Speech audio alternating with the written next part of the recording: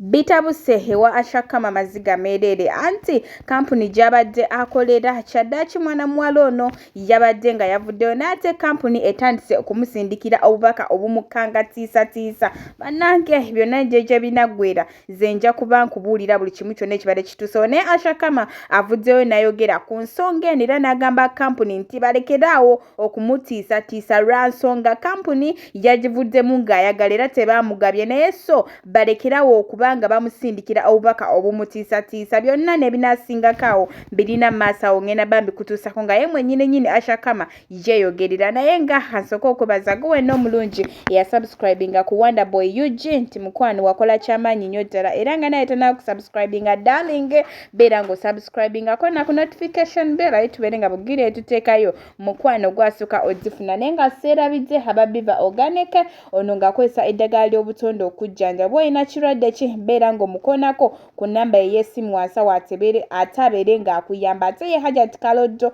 onaakulombera edduwa byonna ebyekutte ne bita. Munnange nno beera ng'obakoonako ku nnamba zaabwe z'essimu wansi awo ate obeere nga oyambibwa. Naye nga sinnagenda mu maaso mbadde nkusaba vidiyo eno gimpere like ate esobole okuba nga yeeyongerayo. Munnange nno ate kankulekere Usher Karma omwewulireko ku nsonga zino lwa nsonga zikukamao njogere ensonga lwaki neegobye ate banyiige. They should gambo kyonna nti bangobye lwa mpisa mbi. Ngenda kuvaayo nkole video enamba eri official mbulira abantu lwaki neegobye era njogere ensonga lwaki Dawula yeegobye, njogere n'ensonga lwaki Siza baamugobye.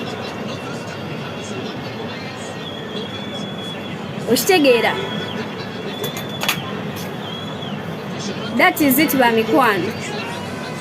Cause akolera kampani ewovaayo n'ogamba nti Kama n'otandika ogenda mu comment section ez'abaana n'otandika okuwaayo ebigambo ebifu n'ogamba Kama twamugobye n'ogamba Kama abadde tatuwa kitiibwa naye ng'omanyira ensonga lwaki neegobye. That means oligezaako okuwuddiisa abantu. Okitegedde? Oligezaako okuwuddiisa abantu ensonga lwaki nakoze eki neegobye. Ate nkiddamu kiri ku record teri kampani gye nali nkoledde ne bangoba. Nze kennyini nze yeegoba kubanga I know my worth. Waliwo agambye asirise teyejjusa. That's why mbadde nsirise by the way. Mbadde nsirise. Naye ngenza ogenda mu comment section ate nga ba top officials be bali mu comment section. How can a top official wa company ogenda mu comment section n'ogamba nti Kama twamugoberwa kubanga talina mpisa naye ate ng'okimanyi bulungi nti Kama yeegobye ye kennyini era ng'okimanyi bulungi nti gwe kennyini wakola ne statement nga ngenda kwegoba n'ogamba now Kama you want to be the Jesus.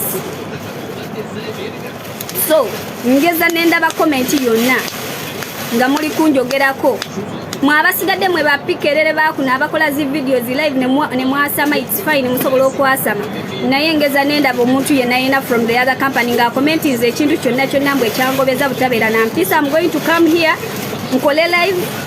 I'm going to come here nkole video because I have to defend my name.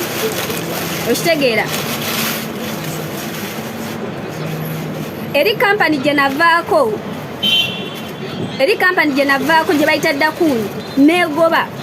Ate we neegoba teri yayogerako, teri na muntu yenna yayogera kozi baategeera nti Kama ensonga lwaki yeegobeza abadde mutuufu okwegoba.